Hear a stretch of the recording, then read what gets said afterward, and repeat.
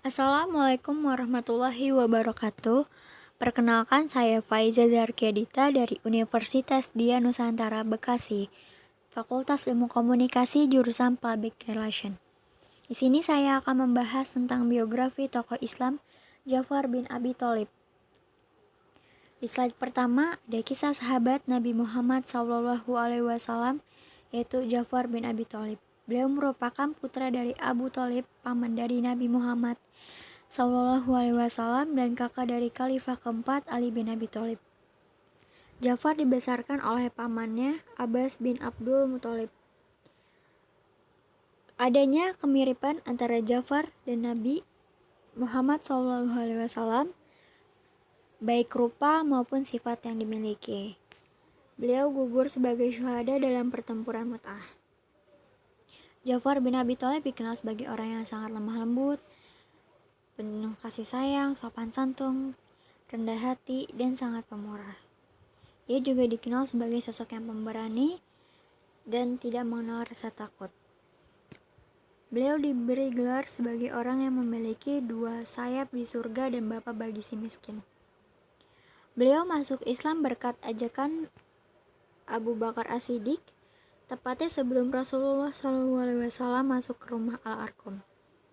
Ketika orang Quraisy mengetahui hal tersebut, mulailah mereka membuat makar dan gangguan-gangguan dalam rangka melemahkan iman kaum muslimin. Mereka tidak ingin melihat kaum muslimin bisa tenang beribadah.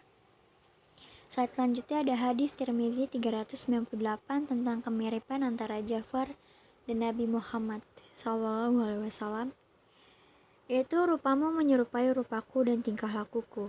Dalam hadis ini terdapat suatu cerita. Abu Isa berkata, hadis ini adalah hadis Hasan Sahih. Telah menceritakan kepada kami Sufyan bin Waqi, telah menceritakan kepada kami Ubay dari Israel seperti di atas. Hadis riwayat Tirmizi nomor 3698. Selanjutnya ada hadis Tirmizi 3700 tentang Abal Masikin, bapaknya orang-orang miskin. Muhammad memanggil Ja'far bapak orang-orang miskin karena ia selalu menolong dan membantu orang miskin dengan semua yang dimilikinya. Kami memanggil Ja'far bin Abi Thalib radhiyallahu anhu dengan sebutan Abal Masikin, bapaknya orang-orang miskin. Bila kami mendatanginya, maka kami mendekat di mana dia hadir. Suatu hari kami mendatanginya, sedang dia tak memiliki sesuatu, lalu dia mengeluarkan guci bekas tempat madu dan memecahkannya, hingga kami dapat menjilati sisa madu yang terdapat pada pecahan guci tersebut. Abu Isa berkata, hadis ini adalah hadis Hasan Gharib dari hadis Abu Salamah dari Abu Hurairah, hadis Tirmizi nomor 3700. Kehidupan awal Ja'far bin Abi Thalib termasuk golongan awal memeluk Islam. Waktu kecil beliau diasuh oleh pamannya yaitu Al-Abbas. Begitu juga saudaranya Ali bin Abi Thalib berada dalam pengasuhan Nabi Muhammad. Ja'far bin Abi Thalib menikah dengan Asma bin Umais. Dalam catatan Ibnu Sa'ad dalam kitab Tabaqat Al-Kubra, Ja'far adalah anak dari pasangan Abu Thalib, nama asli Abu Manaf bin Abdul Muthalib bin Hashim bin Abdul Manaf, dan Fatimah binti Asad bin Hashim bin Abdi Manaf. Dari nasab yang disebutkan ini, kita bisa tahu bahwa kedua orang tua Ja'far masih terikat saudara sepupu satu kakek sama Bani Hashim. Pasangan ini memiliki putra-putri sebanyak 10 orang. Ja'far merupakan putra ketiga setelah dua kakaknya, yaitu Thalib dan Aqil. Setelah Ja'far, lahirnya Ali bin Abi Thalib. Kedua sahabat kakak beradik ini terpaut usia yang cukup jauh, yaitu 10 tahun. Begitulah menurut Abu Al-Faraj Isfahani dalam kitabnya Maqatil al-Thalibin. Ja'far bin Abi Thalib menikah dengan Asma binti Umais bin Ma'bad.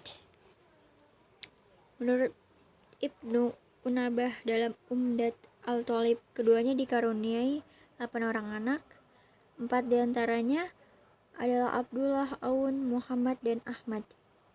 3 anak pertama menurut Ibnu Sa'ad lahir ketika mereka sedang berada di dalam Habasyah, yaitu Abisinia. Slide selanjutnya, hijrah ke Habasyah.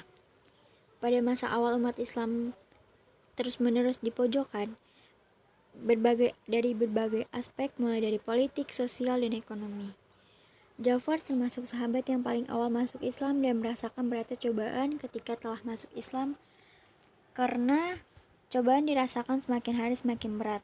Rasulullah memerintahkan sebagai sahabat untuk pergi mencari suaka ke Habasyah hingga situasi aman. Karena Ja'far merupakan sosok yang pemberani, gagah, dermawan, dan orator ulung, maka beliau diangkat oleh Nabi Muhammad SAW sebagai kepala rombongan. Ketika Rasulullah memberi izin untuk hijrah ke Habasyah, beliau bersama istrinya ikut serta dalam rombongan tersebut. Hal ini berat bagi Ja'far karena harus meninggalkan tempat kelahirannya yang sangat ia cintai. Meskipun begitu, ia tetap berangkat bersama rombongan yang terdiri dari 83 laki-laki dan 19 wanita menuju Habasyah.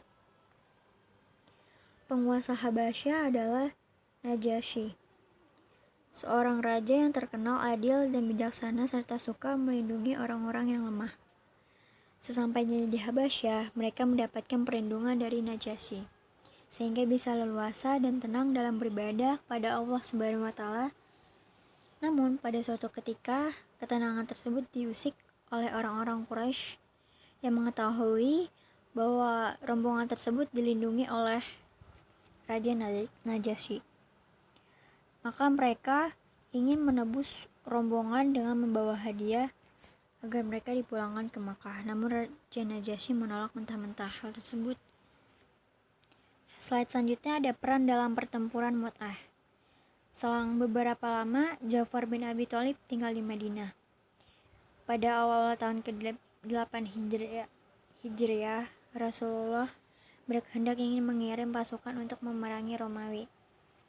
Beliau menunjuk Zaid bin Haritsah sebagai komandan. Beliau bersabda, kalau Zaid terbunuh, maka yang menggantikannya ialah Ja'far bin Abi Thalib. Jika ia terbunuh, maka yang menggantikannya ialah Abdullah bin Rawah. Dan jika Abdullah terbunuh, maka biarlah kaum muslimin memilih bagi mereka sendiri. Kemudian beliau memberikan bendera berwarna putih kepada Zaid bin Haritsah. Berangkatlah pasukan tersebut. Pada saat sampai di Mu'tah, kaum muslimin mendapatkan orang-orang Romawi sudah siap dengan jumlah yang sangat besar, yaitu 200.000 tentara yang merupakan jumlah yang sangat besar.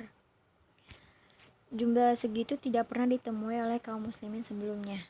Sementara jumlah kaum muslimin hanya 3.000 orang. Ketika dua pasukan ini telah berhadapan, peperangan pun mulai berkecamuk hingga Zaid bin Haritsah gugur sebagai syahid. Begitu melihat Zaid jatuh tersungkur bergas, Ja'far melompat dan mengambil bendera dan menyusup ke barisan musuh sambil melantunkan syair.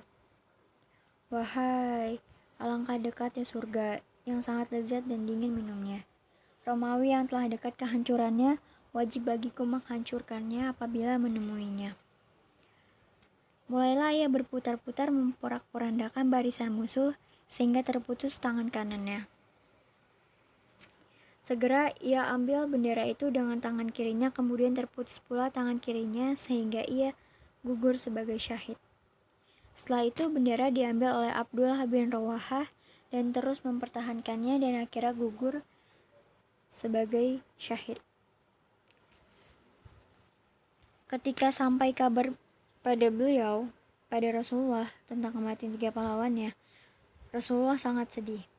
Diriwayatkan bahwa pada tubuh Ja'far terdapat 90 sekian luka yang semuanya terdapat di bagian depan tubuhnya. Rasulullah pergi menuju rumah Ja'far bin Abi Thalib. Beliau mendapatkan Asma sudah membuat roti dan memandikan anaknya untuk menyambut kepulangan sang ayah. Asma menuturkan, ketika Rasulullah menemui kami, aku mendapatkan wajah beliau sangat sedih. Maka timbullah perasaan takut pada diriku, akan tetapi aku tidak berani untuk menanyakannya. Rasulullah bersabda, suruhlah anak-anak Ja'far kemari, aku akan mendoakannya. Maka bergegaslah mereka mendekat kepada Rasulullah dan bercengkrama dengan beliau. Rasulullah merangkul, mencium, serta berlinang air matanya. Maka aku berkata, wahai Rasulullah, apa yang menjadikan engkau menangis? Apakah ada sesuatu yang menimpa Ja'far? Rasulullah menjawab, ya, dia telah gugur sebagai syahid pada hari ini. Mulailah kehilangan keceriaan yang terdapat pada wajah mereka ketika mendengar tangisan ibundanya. Selanjutnya, Rasulullah SAW bersabda, aku melihat Ja'far terbang di surga bersama dengan malaikat.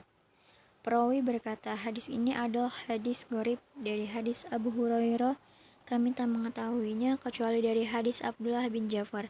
Yahya bin Ma'in dan lainnya juga telah mendoifkan hadis ini. Sedangkan Abdullah bin Ja'far adalah ayahnya Ali bin al-Madini,